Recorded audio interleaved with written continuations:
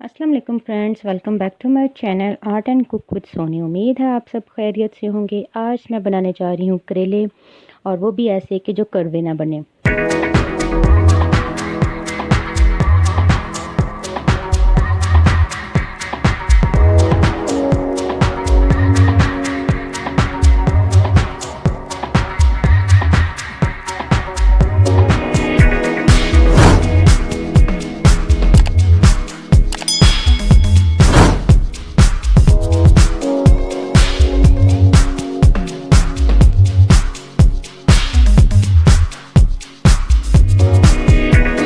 जी friends, मैंने करेले zone से वो मैंने 1 किलो करेले लिए। इनको मैंने अच्छे तरीके से धो के नमक लगा कर इनको मैंने वॉश करके धूप में ड्राई किया, और अब इनको मैं कर रही हूँ फ्राई। मैक्सिमम 2 घंटे के लिए हमने इसको रखा है धूप में।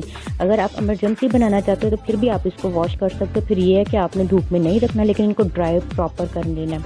अब इनको मैं करूँगी फ्राई, और आप यकीन जाने ये करेले जोन से हैं कड़वे तो बिल्कुल ही नहीं बनेंगे। आपने इसको लाजमी ट्राई करना है। कुछ टिप्स ऐसी होती हैं कि जिनको हम फॉलो करें तो वो चीज़ उनसे ना उसका टेस्ट बड़ा अच्छा बनता है। तो आपने लाजमी ये रेसिपी ट्राई करनी है। और ये देखिए ऐसे ब्राउन हो जाएंगे तो फिर हमने इनको निकाल लेना। अभी मैंने इनको करना है फ्राई।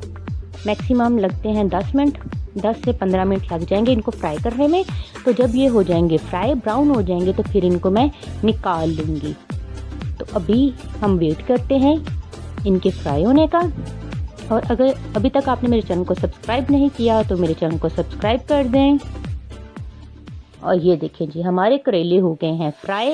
आप देख सकते हैं इनका कलर चेंज हो गया।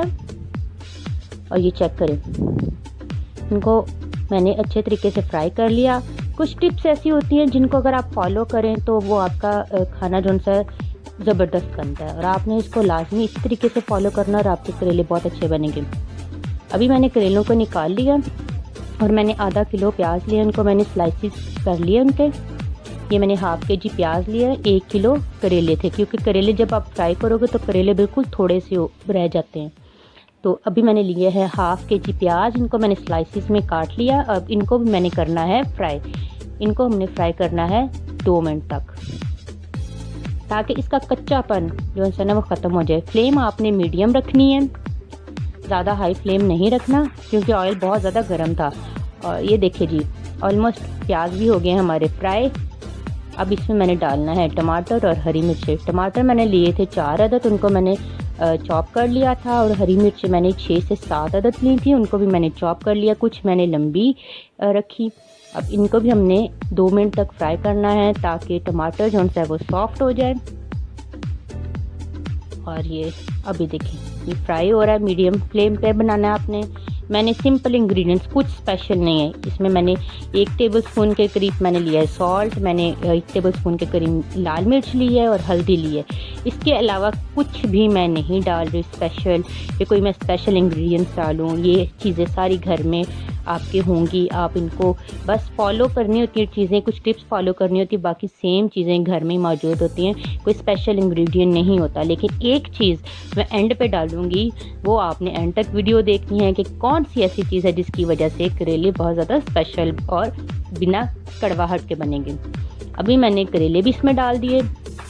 मसाला ऑलमोस्ट भुन गया था, फ्राई हो गया था, टमाटर सॉफ्ट हो गए थे। अब मैंने इसमें करेले डाल दिए। इनको भी हमने पकाना है 1 मिनट तक। और ये देखिए जी, अब वो आ गई है स्पेशल इंग्रेडिएंट्स, यानी कि सिरका। इसमें विनेगर आपने डालना है 1 टेबलस्पून के करीब। इसमें 1 टेबलस्पून के करीब मैं विनेगर ऐड करने लगी हूँ। और इसको मैंने 1 मिनट तक, बस 1 मिनट तक मैंने इसको करना है फ्राई, ऐसे मिक्स करना है।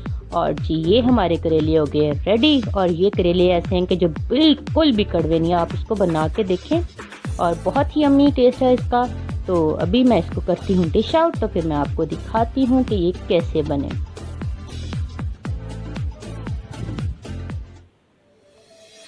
बहुत क्विक बन जाते हैं, बहुत जल्दी बन जाते हैं। और बस कुछ टिप्स को फॉलो करना है, आपने उनको फॉलो करें।